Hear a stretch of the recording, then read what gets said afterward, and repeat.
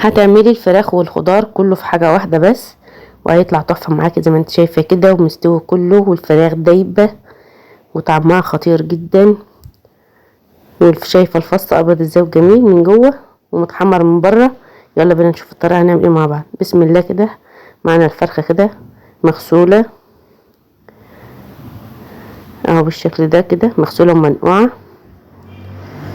ومعانا بصل متقطع هناخده كده ونحطه في الكبة عشان نضربه في الكبة كده مع بعض. هنحط البصل كله كده في الكبة.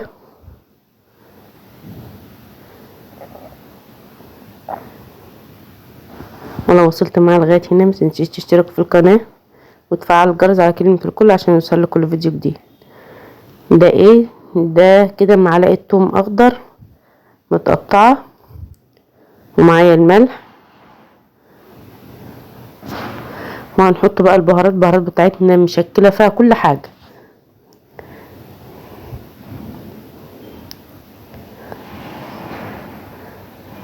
دي كده نص معلقة زعتر بتخلي الخضار والفراخ في حتة تانية. عارفين يا جماعة الفراخ كانت جميلة جدا وتسلم ايدك يا ما تنسوش تجربوا الطريقة وتصلوا على النبي في الكومنتات. وهي افضل الصلاة والسلام. هنضرب كده كل البصل بتاعنا كده والبهارات مع بعض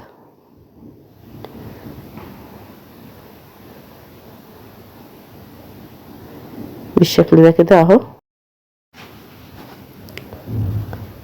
وهنجيب كده الخضار بتاعنا، معانا كده بسلة وجزر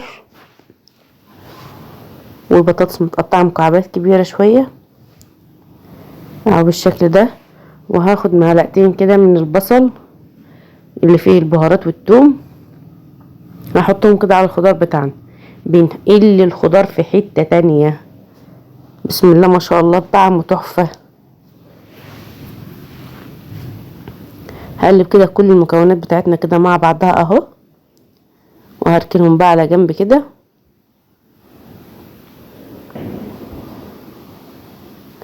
اهو بالشكل ده كده. بس هجيب الاول معلقتين صلصة او كوباية صلصة كده بالشكل ده من اللي انا مفرزاها معاكم، وهقلب فيها الخضار اهو بالشكل ده كده.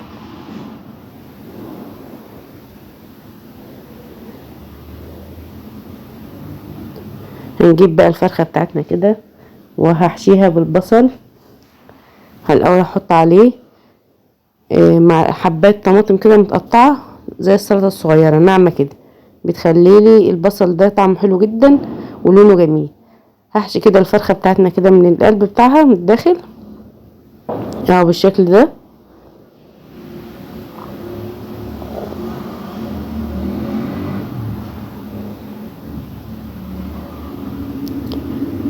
المرتة دي يا جماعة بيبقى طعمها حلو جدا في الاكل.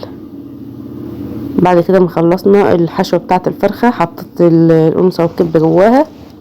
هجيب صينية كده اهو، وهجيب هجيب كيس حراري. حابة ان انت تحطي فيه معلقة نشا او دقيق وتعفري كده وتفضيه تمام عشان ما يلزقش في الفراخ. هنحط بقى كده كل الخضار بتاعنا اهو اللي احنا عاملينه في الكيس كده بالشكل ده.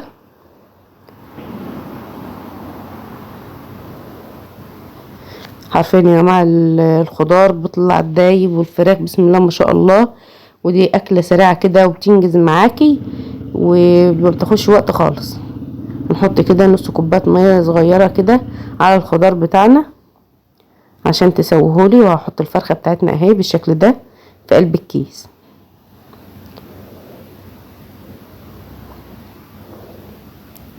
وهربط الكيس بقى كده وهقفله بالقفل بتاعه.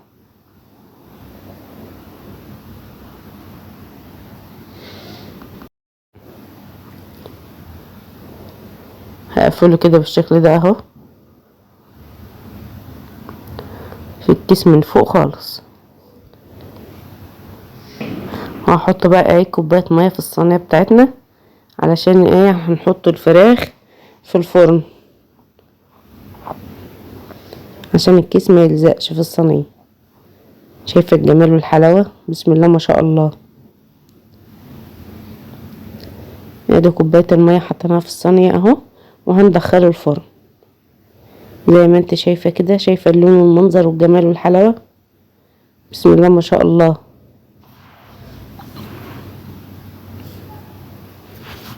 تسلم ايدك يا ماما على الفرخة الجميلة دي، كانت بجد فرخة حلوة، ما تنسوش تجربوها. وادي الفراخ بتاعتنا بعد ما استوت، وديت الحتة اللي مكان الربطة بتاعت الكيس. الفراخ حرفيا طالعة دايبة وجميلة، بسم الله ما شاء الله. اتمنى تجربوا الطريقة بتاعتنا. والخضار طالع معانا مستوي وعامل ازاي، تحفة، بسم الله ما شاء الله.